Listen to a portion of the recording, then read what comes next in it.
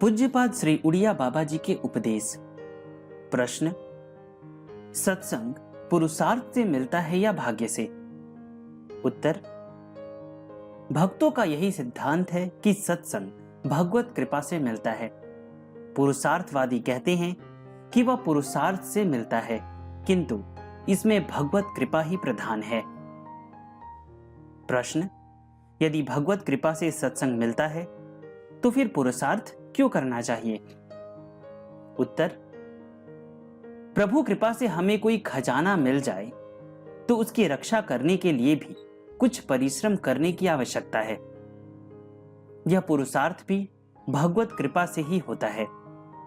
भक्त तो भगवत कृपा को छोड़ पुरुषार्थ को कोई चीज मानता ही नहीं। सत्संग में जाने के लिए पुरुषार्थ की आवश्यकता है, पर पुरुषार्थ वही करेगा कि जिसमें कृपा का अंकुर होगा। बिना कृपा के सत्संग में कोई पैर भी नहीं रख सकेगा। प्रश्न, सत्संग मिलने के लिए क्या उपाय करना चाहिए? उत्तर, प्रभु से या भक्त से प्रार्थना करनी चाहिए। भक्त और भगवान एक ही हैं। प्रश्न, सत्संग में प्रीति कैसे बढ़े? उत्तर, प्रतिदिन सत्संग करने से सत्संग में प्रीति बढ़ती है।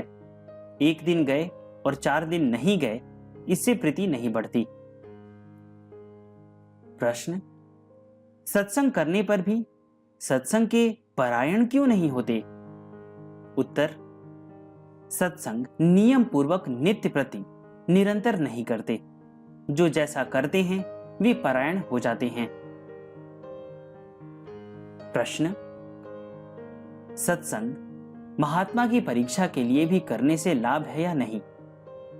उत्तर, परीक्षा के लिए करने में भी लाभ है, क्योंकि वह सत्संग में जाता है और महात्मा भी उसके लिए भगवान से प्रार्थना कर सकते हैं कि इनकी भी आप में प्रीति हो, नहीं तो सत्संग की महिमा भी क्या रहेगी। प्रश्न, सत्संग दंभ या मान वृद्धि के लिए करने से भी लाभ होता है या नहीं? उत्तर, लाभ ही है। पहले पहले यह सब नकली होता है, पीछे धीरे धीरे सब दोष दूर हो जाते हैं। नकल पहले होती है, पीछे असली हो जाती है, परंतु दंभ और मान वृद्धि की इच्छा को त्याग कर ही सत्संग करना चाहिए। प्रश्न, सत्संग कितना करना चाहिए? उत्तर, जो सत्पुरुष भगवान के गुणानुवाद तो करता है, किंतु वह स्वयं कामी, क्रोधी अथवा लोभी है। मेरा पहले यह विचार था कि ऐसे लोगों का संग न करे, किंतु एक महात्मा ने मुझसे कहा, हलवाई की मिठाई खाने वाला उसके गुण दोष नहीं देखता, परंतु यह बात ऊंची कोटि के लिए है, साधारण साधक के लिए नहीं है। अतएव साधक के लिए तो सर्व सद्गुण संपन्न भगवत भक्त का ही संग करना लाभप्रद है। नहीं तो दोष देखकर उसकी सत्संग से अरुचि हो जाएगी या वह दोषों का अनुकरण करने लगेगा।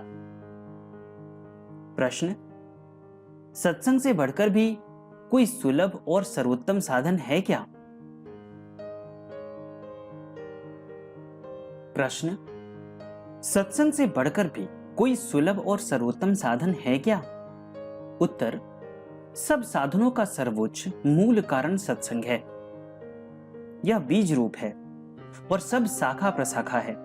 सत्संग सबसे बढ़कर सुलभ साधन है। प्रश्न, सत्संग के अभाव में सत्य शास्त्र विचार करने के लिए प्रधान कौन से ग्रंथ हैं? उत्तर, प्रधान ग्रंथों में मैंने तो 4 ग्रंथ मान रखे हैं, उपनिषद, गीता, रामायण और भागवत। विनय पत्रिका रामायण में आ जाती है, वैसे तो सब ग्रंथ उत्तम है। प्रश्न, सत्य शास्त्र विचार से भी सत्संग के समान ही लाभ हो सकता है या नहीं? उत्तर, जो सत्य शास्त्र का विचार कर लेगा वही सत्संग से अधिक लाभ उठाएगा।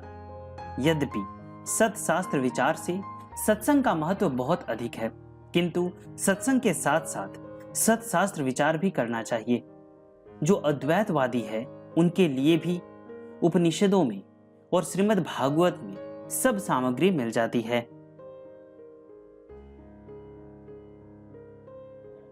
प्रश्न, मनुष्य जीवन का क्या लक्ष्य होना चाहिए? उत्तर, मननशील को मनुष्य कहते हैं। उसके दो लक्ष्य होने चाहिए, एक ईश्वर प्रेम और दूसरा शास्त्रोक्त शुद्ध व्यवहार। प्रश्न, लक्ष्य प्राप्ति के लिए गुरु की भी आवश्यकता है या नहीं? उत्तर, सद्गुरु की आवश्यकता जरूर है। यदि लौकिक गुरु में पूर्ण श्रद्धा न हो तो वशिष्ठ आदि को गुरु मानना चाहिए। उनमें विश्वास होने से वे स्वप्न में उपदेश दे देंगे, परंतु यह कठिन है, इसलिए लौकिक गुरु करने की आवश्यकता है। प्रश्न, सद्गुरु के लक्षण बताने की कृपा कीजिए। उत्तर, जिसका नाम सुनने से, जिसके दर्शन करने से, जिसके वचन सुनने से भागवत स्मृति हो और विलक्षण आनंद हो, उसको गुरु समझना चाहिए। दूसरा लक्षण है जो कामिनी कंचना का त्यागी हो और दैवी संपत्ति से युक्त हो। इनमें पहला लक्षण मुख्य है। गुरु को समझने की तो शिष्य में सामर्थ्य नहीं है, इसलिए जहां तक बन पड़े उपर्युक्त लक्षणों वालों को ही गुरु मानना चाहिए। यदि एक से काम न बने तो दूसरा गुरु भी कर सकते हैं। प्रश्न, शिष्य के लक्षण कौन से हैं? उत्तर, शिष्य में पहला लक्षण यह होना चाहिए कि वह आगामी हो और श्रद्धालु हो। जब तक अमानी न होगा तब तक शिष्य हो ही नहीं सकता। मत्सर रहित हो, गुरु में दृढ़ प्रेमी हो, जल्दबाज न हो और सत्यवादी हो। कम से कम वह श्रद्धालु और अमानी तो अवश्य होना चाहिए। प्रश्न, वैराग्य किसे कहते हैं? उत्तर, विषय पास में रहने पर भी उसमें राग न हो, इंद्रियों के समीप विषय रहने पर भी उनके भोग में अरुचि होने को वैराग्य कहते हैं। वैराग्य घर में रहने पर भी हो सकता है। प्रश्न, त्याग किसे कहते हैं? उत्तर, वस्तु को स्वरूप से त्याग देने को त्याग कहते हैं। प्रश्न, क्या त्याग के बिना भी वैराग्य हो सकता है? उत्तर, हो सकता है। कैसे? प्रेम होने से।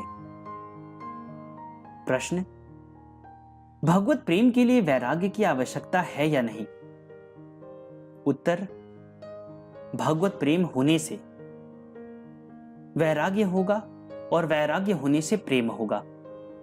इनका परस्पर अन्योन्य संबंध है, अविनाभावी संबंध है।